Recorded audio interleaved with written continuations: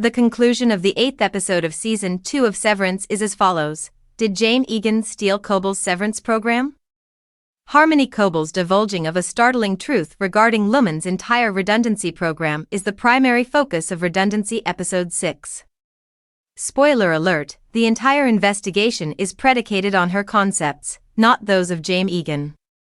Eagan approached Cobel with the offer to lead the Severance Advisory Council following the overtime contingency debacle. Cobel expressed a desire to resume his role as the floor manager of MDR, however, this was deemed impossible due to the fact that Seth Milchick had already been appointed to the position. Cobel failed to provide a direct response and proceeded to drive towards Salt's Neck. However, upon her return to Keir Town, she insisted that Helena facilitate a discussion with the board, as she believed that she was entitled to assume the role of MDR once more.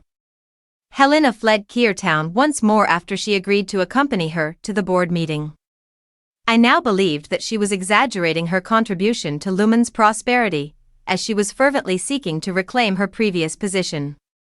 In fact, Lumen would not have evolved into its current state without Cobel. For what reason? Let us investigate. The Severance program was established by Harmony. Cobel returned to her fictional coastal birthplace, Salt's Neck, in the 8th episode of Severance Season 2. It appears that the location was comparable to Lumen's industrial township. Certainly, Imogen and Eagan encountered each other at an ether factory. However, I am uncertain as to whether the economy of Salt's Neck was also centered around an ether factory.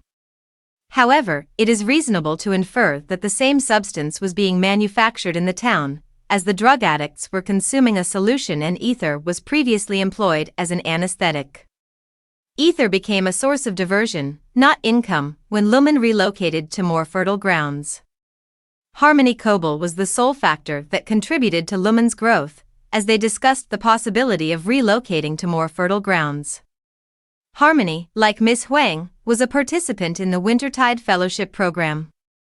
This fellowship at the Myrtle Eagan School for Girls is not entirely explicit in terms of its obligations. At present, we can only make speculative inferences that it involves child labor and educational courses, which parents willingly permit their children to attend in the expectation that their children will develop into geniuses and be adopted by the Eagans. It is possible that these children are compelled to complete a series of examinations and are obligated to develop a project that will benefit Lumen in the future. It is evident that Harmony developed the severance procedure during her tenure at the program. Detailed diagrams and drawings were provided to illustrate the process of implanting a chip and utilizing it to establish two distinct identities. I am uncertain as to why a juvenile would devise such an idea. It is possible that the children were instructed on the concepts of dissociation and multiple identities, and they were tasked with devising a mechanism that would enable an individual to transition between their interior and exterior selves at will. Harmony also developed a concept that served as the foundation for the subsequent Severance program. Eagan even presented her with an award in recognition of her efforts. Nevertheless, the tragedy, if that is even a term, of the situation was that Harmony was assigned a secretarial position in the macrodata refinement department, while James falsely claimed to have developed the severance procedure.